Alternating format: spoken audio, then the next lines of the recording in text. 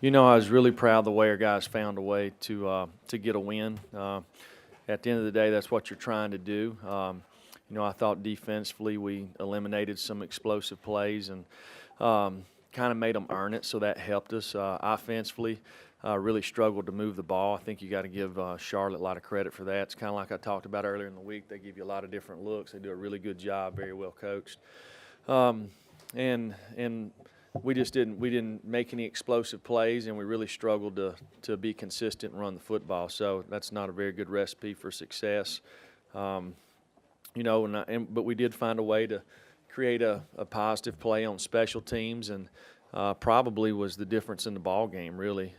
So that's I'm glad we had an opportunity to do that. Marquez made a good run, and I thought we had some good blocks out there. But Charlotte's got a good football team, and I know everybody sits there and they want to talk about, well, what's the score, this and that. Well, I'm going to tell you, I've coached on a team that got beat by I'm not even going to say it because it's not being disrespectful. I ain't going to say it. But my point is this, okay?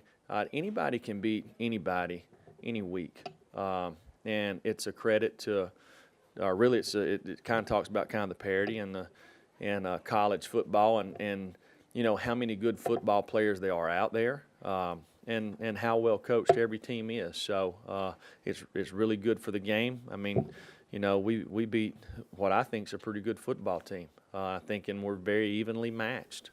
So we found a way to win, and I'm glad we did. So turn that off now. Turn that off, Blue. Goddamn it, you turn that off. Turn that off, Blue. Goddamn Jerome Pruitt. Whoa, whoa, Jerome Pruitt. You listen what the general tell you now. Jerome Pruitt. Whoa, that sounds like something I would say. Whoa, cut that shit out, Jerome.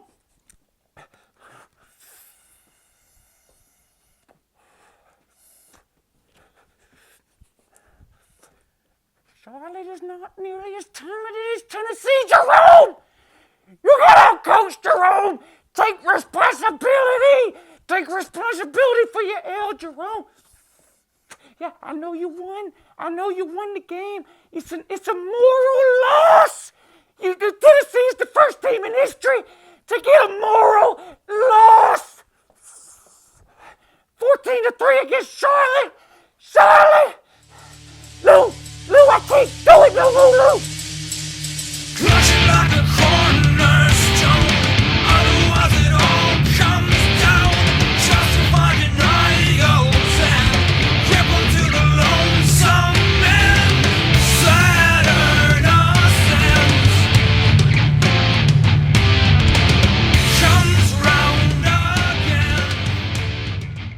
Hey, good morning. It's Uncle Lou here. Yeah, that's right. It's me, Uncle Lou, and I'm live for you on LouTube today. And thanks for watching. I really appreciate it also. And two, in addition to that, as well, today's Tuesday. That means it's time for this week's SEC football preview. We do this video every single Tuesday during the college football season. Tuesday is SEC preview. Wednesday, a top 25 preview where I run through all the games this weekend involving top 25 teams. Then on Thursday, I do a third preview video where I talk about any games that didn't fit into the Tuesday or Wednesday video. So 3 days of previews and predictions against the spread for you guys starting today with the SEC. Subscribe to the Uncle Lou channel if you're not already. I post college football videos almost every single day of the year, and sometimes they're even watchable. Give this video a thumbs up. It really helps me out a lot. Doesn't cost you anything. It only takes about a half a second to do. Just slap that thumbs up button and I would really appreciate it. Hit the notification bell up there. Make sure you get notified every time Uncle Lou uploads a new video. Per usual, this prediction and preview video is going to be sponsored by the good people over at betnow.eu.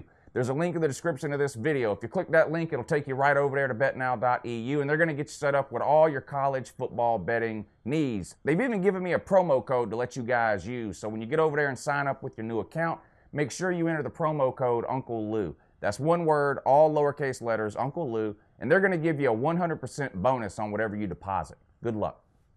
Hey, I finally get to be a real fan this week. That's right, according to the fan police, I will check off one of the boxes for being a real fan this week. Oh, this idiot don't even go to games. He's not a real fan. Uncle Lou will be at the Georgia-Auburn game this weekend. That's just one of the big games coming up this weekend in the SEC. We got South Carolina and Florida, Alabama and Mississippi State, and some others too. We're going to talk about all the SEC games this weekend in today's video, and a special treat by request. I've had a lot of comments lately asking if I'm going to be covering any college basketball this season. Not really until football ends. Then I will transition into college basketball. But I'm going to talk about any big games that come up during the football season, college basketball, big college basketball games during the football season. And tonight, Duke versus Kentucky. Huge matchup of top 5 teams. Two of people's favorites to win it all this year. Duke, I think, the consensus favorite to win it, but they're actually an underdog tonight against Kentucky. So at the end of the video, after I talk about the SEC football games this weekend, I'll spend a few minutes talking about tonight's basketball game between Duke and Kentucky. I realize a lot of you don't care about basketball. Cry about it if you want to. I don't know. I don't see the point. I'm sure some of you will, though. But I'll do it at the end of the video. So if you don't want to watch it, just click off after I'm done talking about the football games. All right, we're going to do this the same way we've been doing it all season long, right? I'm going to start with the early games kicking off at noon, and I'm going to run through the primetime games, covering every game within the SEC this weekend. Per usual, there's some really, really good ones, there's some okay ones, and there's some terrible ones. There's some games involving ranked teams, and there's some games involving teams that are struggling to make a bowl game, some of these laughingstock teams in the SEC. We're going to cover them all. Let's start with the first game up, 12 o'clock on ESPN. We've got South Carolina going on the road to face a struggling Florida team. Florida losers of 2 in a row, Georgia and Missouri. South Carolina 5-3, Florida 6-3. So basically identical records. South Carolina had to cancel the game due to weather earlier in the season. That game, they have scheduled a makeup game to take place on December 1st, since they're South Carolina and never have anything to do on the first Saturday in December when conference championship games are played. They knew they could go ahead and schedule a makeup on that day, so that's what they went ahead and did. So they will get their 12th game in. Florida's a 6.5-point favorite in this one, and I'm not sure why, not for the life of me. They looked really, really bad last week against Missouri. You could say they looked bad the week before, too, against Georgia, but Georgia's a really good team, so not sure how embarrassing it is for Florida to lose that one on a neutral field. But to lose last week at home against Missouri on homecoming was absolutely pitiful, and Florida looked really, really bad and really, really lost. That was Missouri's first SEC win of the year. So you can't even compare the loss to Missouri with the loss to Georgia. Georgia, of course, has clinched the East. They've won. How many SEC East games in a row has Georgia won? 12, 13, 14, whatever it is. Missouri, not a good team, and absolutely demolished Florida at home. South Carolina, an up-and-down team this year, really. At times, they look pretty good. At times, they look completely lost. I think 6.5 points is too much for Florida, given the state that they're in right now. They've got some issues at quarterback, right? They've been going with Felipe Franks all year long. He's been okay. I think he's been probably I think anybody would say he's been a little bit better this year than what we saw out of him last year. But again, anybody that's watched Felipe Franks for any extended period of time, I think would agree his ceiling is pretty low. He played really bad this past week against Missouri, got yanked. They put Kyle Trask in.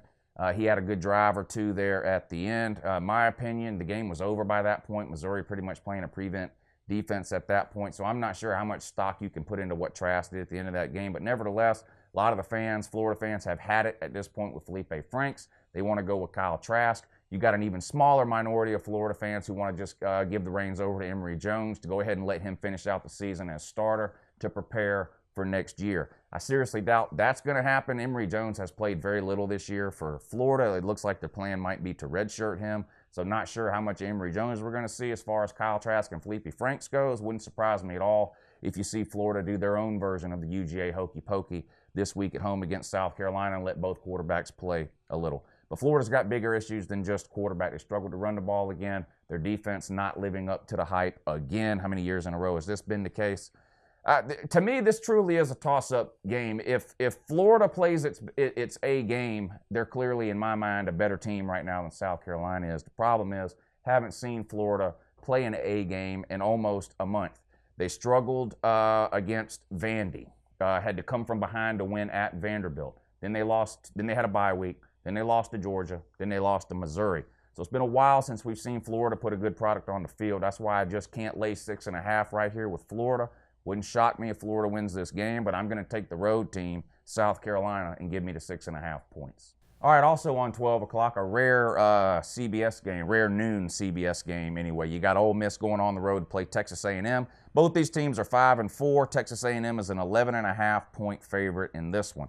Ole Miss's defense, well, they don't have one. They allow 180 more yards per game than Texas A&M does. Ole Miss has given up almost 500 yards per game. I think it's like 499. It's right at 500. They look like a Big 12 team when you watch them play. They got a quarterback, a pineapple number 2, that likes to sling the ball around. They've got 2 or 3 6'2" and taller wide receivers, a couple of which will be playing in the NFL, I'm sure. And they throw it all over the yard. Texas A&M, on the other hand, they like to run the ball. Travion Williams, pretty good running back. Kellen Mond can sling the ball around too when he needs to. I definitely give the edge here to Texas A&M. I think they will win this game. 11.5 though. Texas A&M has a history of just falling off the cliff in the second half of seasons. They haven't looked good lately, in my opinion, either.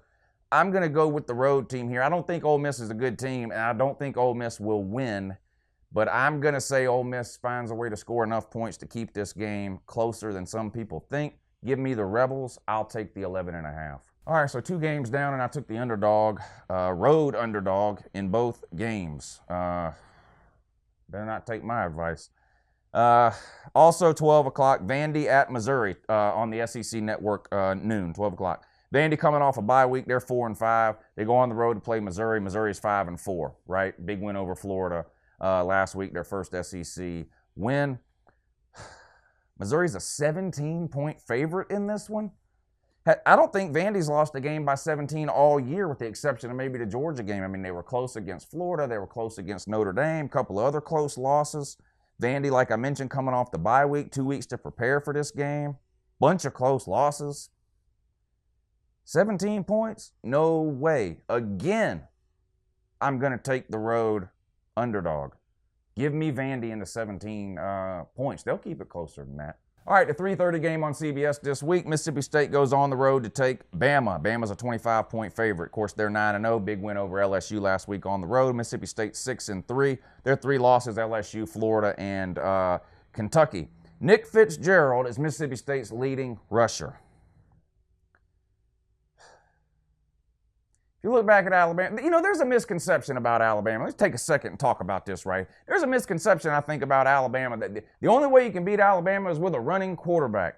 That's not necessarily true. If you look at games that Alabama loses, they usually get beat through the air. You go back to the Clemson game in the national title that Bama lost a couple of seasons ago, and you say, well, Deshaun Watson's a runaround quarterback. Yeah, but he threw for 410 yards, okay, in that game. And if he'd have thrown for 405, Clemson would have lost.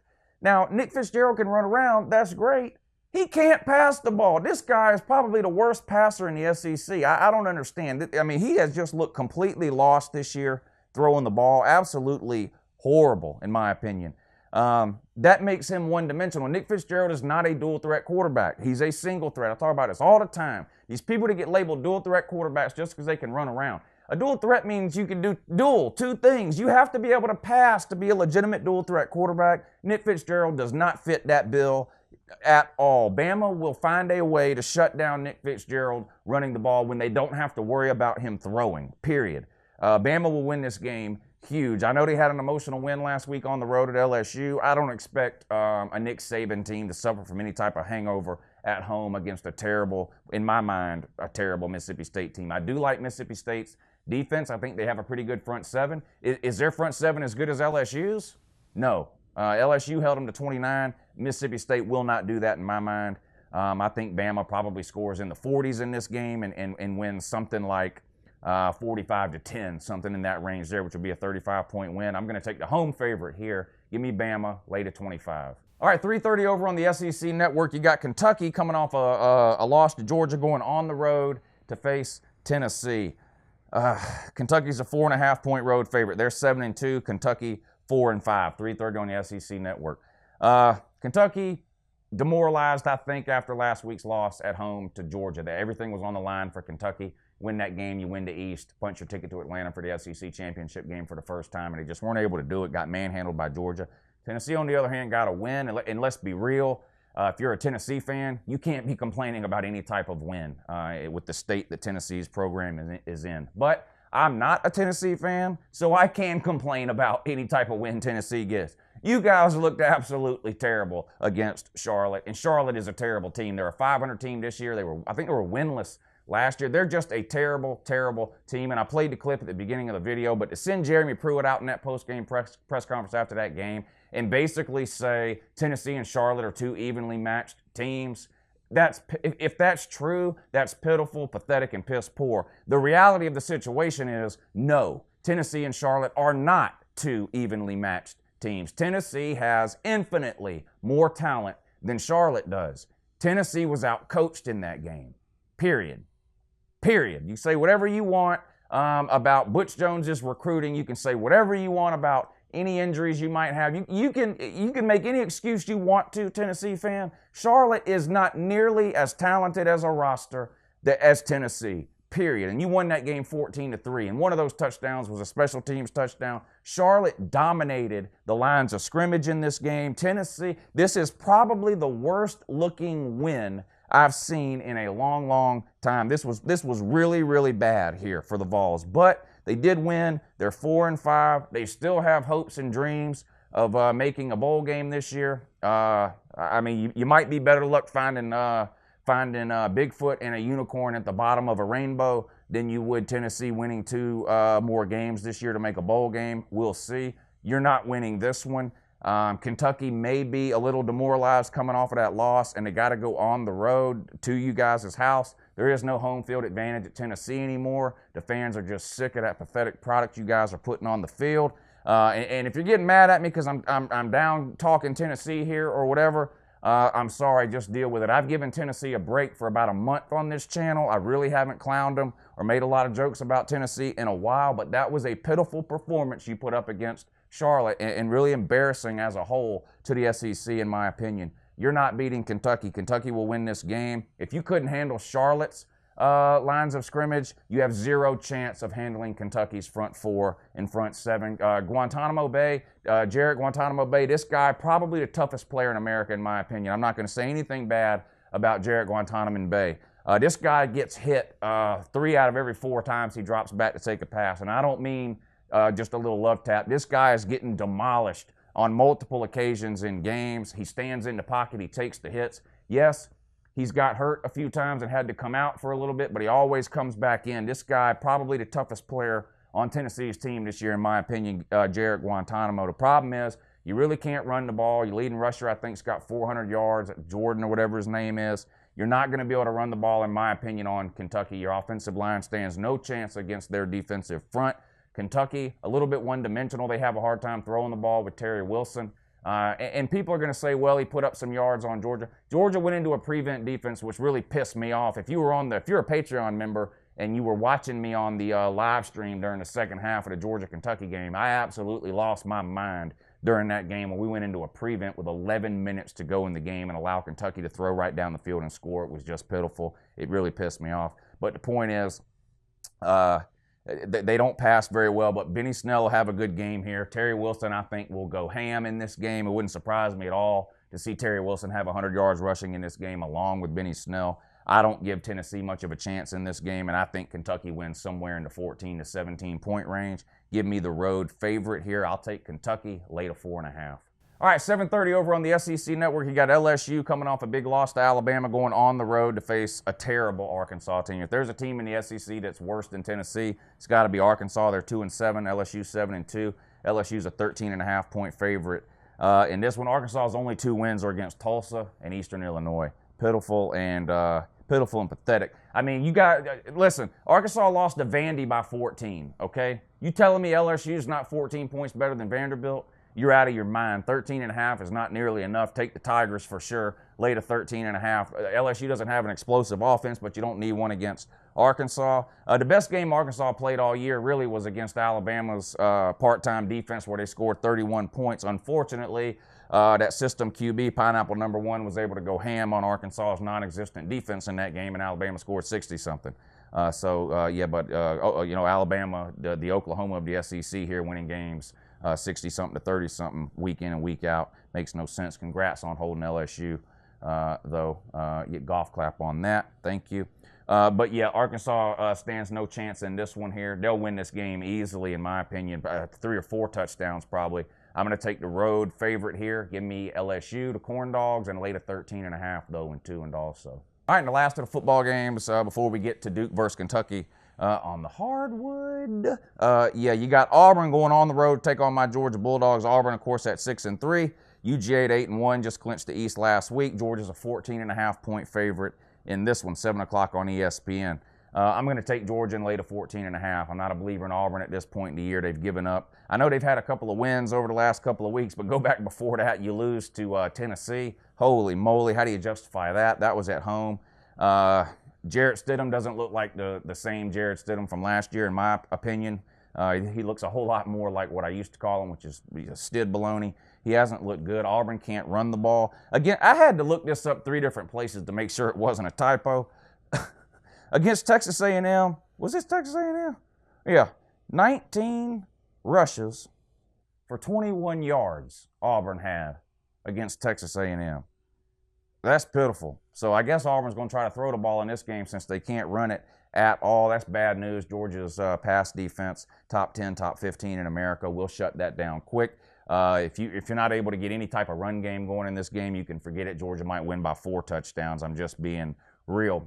Flip things over to the other side. You look at the Barn defense, 2nd in sacks. So they're going to try to get pressure on Fromm, I'm sure. Fromm has struggled at points in his career. When he gets under pressure, he tends to panic, hold on to the ball too long, things like that. So that'll be Auburn's plan, I'm sure. We're getting a couple of key offensive linemen back this week, which is huge for us. Not necessarily for this game, but for going forward. We need those guys healthy and ready to go, and it looks like we'll get 2 of them back this week, which is good. Now, Texas A&M does have a really, really good rush defense. They're 2nd in America in rush. So the 19 rushes for 21 yards, a little misleading, especially look at Georgia. We're ranked, 82nd in rushing or something like that. So, maybe you get 4 times as many yards rushing and you get close to 100 rushing in this game total. Maybe. You just don't have a Kerryon Johnson or a Cam Petaway or anything like you've had the last couple of years under Gus. And, of course, even if you did have one, he'd be on injured reserve by this point in the year anyway, because as soon as you guys find one good running back, you give him the ball 30 times a game in September and October, and then come November, he's useless to you, which gives you the excuses that you need heading into the offseason about why things went south at the end of the year, and enables you to give Gus another 7-year raise. It's $7 million a year. Jesus, y'all are stupid as hell. It's 7 years, $7 million. I mean, what can you say about that? That hasn't already been said. You guys know that was the dumbest thing anybody's ever done. Y'all are stuck with that guy. Sorry. A couple of UGA fans talking about UJ keeping this game close on purpose just to make sure Gus Malzahn doesn't get fired. Of course, I support Gus Malzahn 110%. You should too. Georgia's going to win this game big, though. I'll be there. I expect Georgia to come out and put on a show for me and win this game by more than 14.5. They'll cover this spread comfortably, this being a night game at home. Give me the Dogs, lay to 14.5. All right, you can click off the video now if you don't care about basketball. I'm going to talk a little bit about this Duke-Kentucky game that's coming up tonight. Huge game in college basketball. No, I'm not nearly as big of a college basketball fan as I am college football. Whatever you think I know about college football, and I know a lot of you think I don't know anything. That's fine. That's not the point, really. Assign a numerical value to what you think I know about college football, like 1 through 100 or whatever. If you think I'm a 75 on college football, divide that in half. That's how I am in college basketball. Okay, I'm not going to sit up here and pretend to be an expert on college basketball or anything like that. I'm going to do this the same way I do the football videos. I'm just going to give you thoughts as a fan's perspective on some of these basketball games that I cover during the course of the basketball season, starting with the big one tonight, Duke versus Kentucky in Indianapolis. So a neutral site game. Kentucky's a 1.5-point favorite in this one. A little strange considering Duke is almost everyone's favorite to win the national title this year, right? I mean, Duke's 4-1 to win the national title. That's by far the best odds. Kansas and Kentucky sit at 6-1. North Carolina 8-1. Gonzaga 10-1.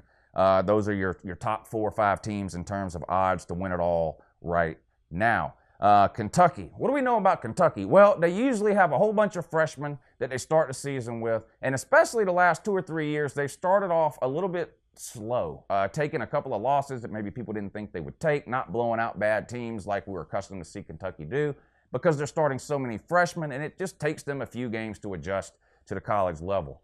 That might not necessarily be the case this year for Kentucky. Now, they're still they still get any freshman, they still get any high school recruit they want. So they're stacked with freshmen, but they've got some experienced players coming back this year that I think will help them, especially in the beginning of the year. I think Kentucky will avoid sort of the early season letdowns that we've seen from Kentucky over the last couple of years.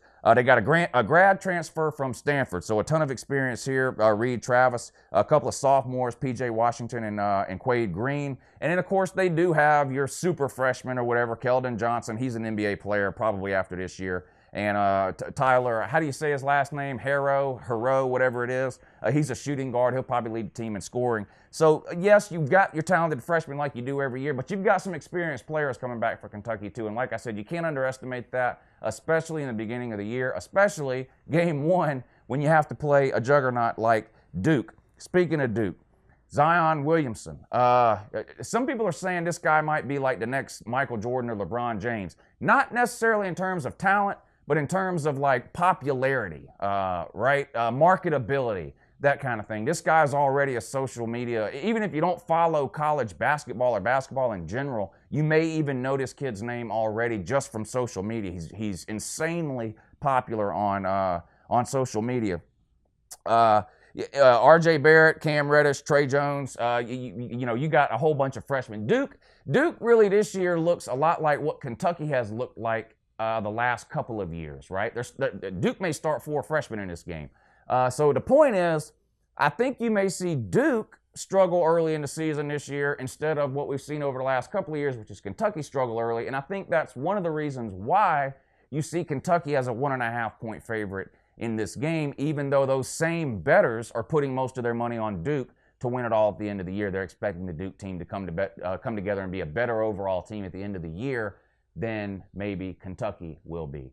I'm not sure if I agree with that, but I do agree that right now Kentucky is likely to be a better team. I'm going to take Kentucky in this. I'm an SEC homer, so if you're a Duke fan, you can get mad if you want to. I'm going to take Kentucky, lay the 1.5. I think the Wildcats win 4 or 5 points. All right, that's it for the SEC preview this week. I'll continue to cover a basketball game here and there. It won't be every day, may not even be every week during the months of November and into December, but we will cover some college basketball, and then once college football ends, or probably even once the regular season ends, so after Championship Saturday, which is December 1st, and you have kind of a lull in football waiting on the bowl games to start, I'll probably cover some college basketball during that period in December, then go back to the football when the bowl games start running through the national championship game, and then after the national championship game, we'll cover some more basketball, in addition to college football. This channel covers college football year-round. That's never going to change. I don't want anybody to think this is changing the college basketball channel or anything like that. Let's just be real.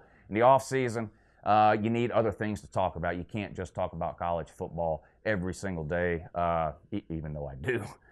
You got signing day in February, then you got your spring games in April. Camp starts in July, so it really runs year-round. But I will cover a few basketball games. I've had a lot of people ask me to do it, so we're going to give it a shot this year and see how it goes.